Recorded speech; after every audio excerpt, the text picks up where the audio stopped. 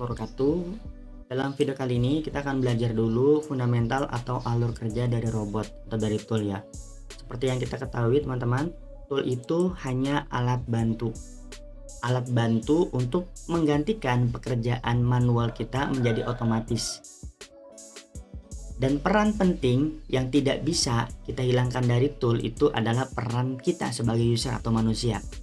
Alurnya, kita sebagai manusia menggunakan tool untuk mendapatkan output. Nah, jadi contohnya gini. Analoginya ya ini peran tool ya. Kita pengen masak nasi goreng. Maka kita sebagai manusia ini menyiapkan bahan-bahannya dulu nih. Bahan-bahan nasi, bawang, telur dan lainnya. Lalu kita kasih ke tool nih bahannya.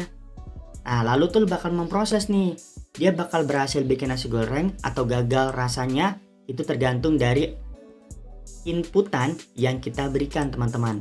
Oke, lalu peran manusia sendiri sebagai apa di tool? Ya, peran manusia di sini sebagai kita itu nanti kita menyiapkan bahan posting. Seperti tadi ya, kita menyiapkan bahan-bahan makanannya.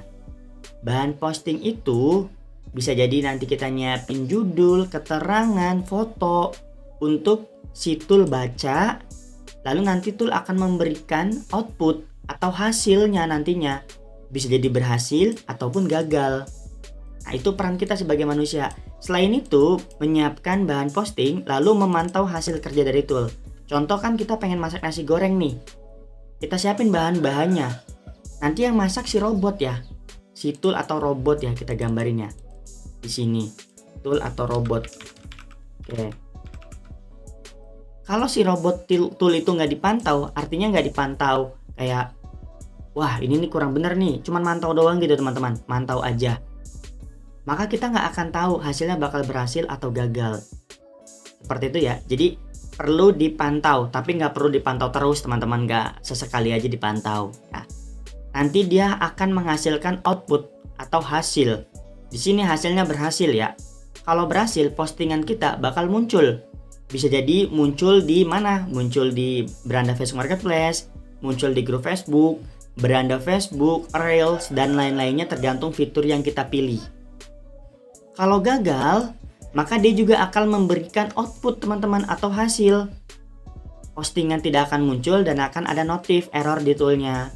Errornya apa? Errornya bisa jadi error ada salah input atau bahan postingnya salah, error karena koneksi internet tidak stabil, error karena bug dari Facebook. Nah, di tool kita di wantobo.com itu kita sudah menyediakan yang namanya laporan error setiap fitur.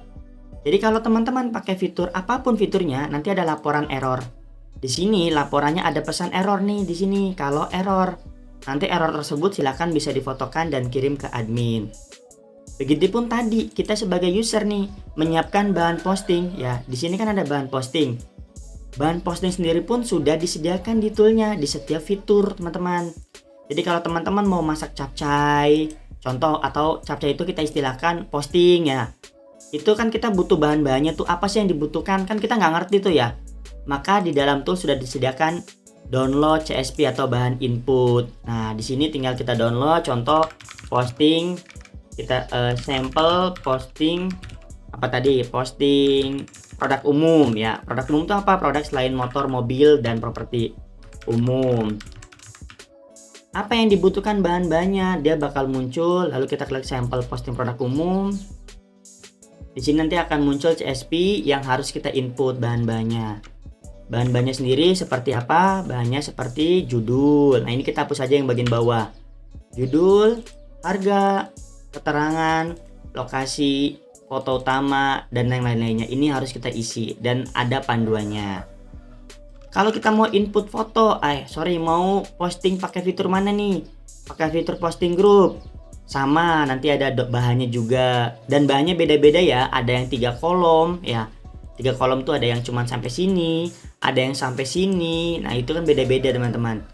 Jadi di sini di tool sudah disiapkan nih panduan untuk menyediakan bahan-bahannya.